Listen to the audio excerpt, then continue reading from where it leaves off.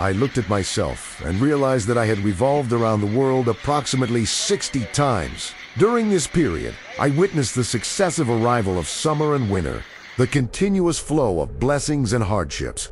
I have seen goodness and evil. I have tasted sweetness and bitterness. But I realize that no sweetness lasts forever, and no bitterness is permanent. All worldly pleasures are limited. Once they reach their peak, they cease to be enjoyable, turn into habit, and lose their charm. They become like a memorized joke or a repeatedly told saying. In other words, they are like a mirage that appears as water from afar.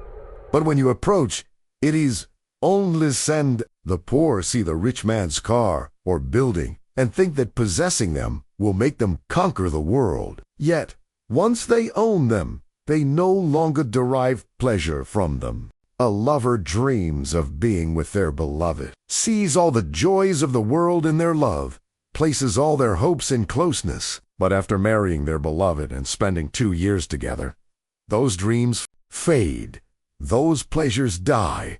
Only the memory remains. The sick endure pain and find all pleasure in the cessation of suffering and in recovery. Yet when health returns and the days of illness are forgotten, they no longer find pleasure in health. The young desire fame. They rejoice when their name is heard on the radio or their picture appears in newspapers. But when fame comes, when their name is on everyone's lips and their image fills every eye, fame becomes ordinary.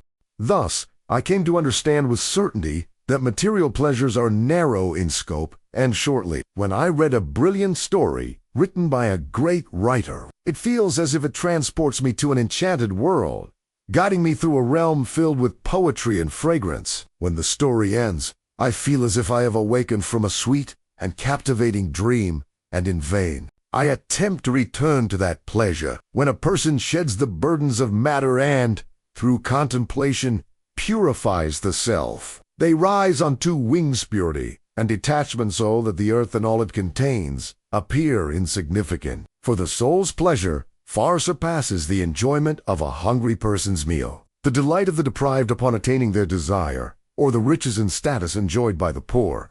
And the self constantly longs for this lofty realm of the soul, an unknown world. Yet it only glimpses fleeting sparks from this realm, lights that vanish before fully appearing, breaths that stop before being fully drawn. When I saw that material pleasures are limited, while spiritual pleasures leave a deeper and more profound impact, I realized, not by rational proof, but by intuition, that this material life is not everything. Beyond matter lies an unknown realm.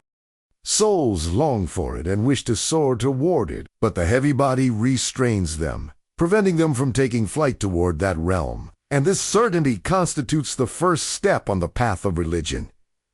I continued this intellectual reflection. I observed that I had immersed myself among people, explored their hidden aspects, and studied their thoughts. Both the living and the deceased writers. I found that all humans, whether believers or deniers, nurtured in prayer cells or raised in dens of Sinwin, faced with immense hardship and unable to find relief, seek refuge in nothing but a power beyond all creation, a great force unseen by the eyes, yet felt by the soul, the heart, and every nerve. In such moments, all cry out, "Oh, Lord," even if they do not know precisely whom they are addressing. Thus, I intuitively understood that believing in the existence of God is an innate faith in every human. Yet security, health, ambition, and desires veil this belief, concealing it. This is kafir in its literal sense. To cover, a kafir, is one who covers. Then reason supported this intuition, for it saw evidence of him in everything. In the perfection of the universe, in the marvels of the body, in the laws and mysteries of creation. He placed them within the universe and gave us intellect, saying, "Discover these laws and secrets with your reason." We have studied chemistry, physics, medicine, and astronomy, both on Earth and in nearby space, uncovering some of these truths. Yet all we have learned is but a tiny fraction of the whole. Thus, Reason affirmed that this astonishing work could not exist without a creator. Nature cannot exist without the one who shaped it. Creation cannot exist without a creator, and this creator cannot resemble his creation. Otherwise, he would be among them, and in need of a creator like them. He alone is eternal, without beginning or end. He alone is singular, without partner or equal. He alone possesses unlimited power. Nothing can render him powerless. He alone is just. He does not allow the oppressor to go unpunished. Reason then looked upon this world and saw that there are those who live and die as oppressors, and those who live and die as the oppressed. A just Lord cannot leave the oppressor unpunished, nor the oppressed without justice. Thus, reason conclusively understood that there must be another life, where the oppressed attain their rights. The oppressor is punished, the virtuous are rewarded, and the wicked are held accountable. The story does not end with this world. If a film were shown on television and cut off midway with the end, no viewer would believe it had truly ended. They would immediately ask, "What happened to the hero? Where is the rest of the story?" For even if the writer is human, the audience expects the story to be completed and the account settled. How then could a rational person believe that the story of life ends with death, before judgment has occurred and before the narrative is complete?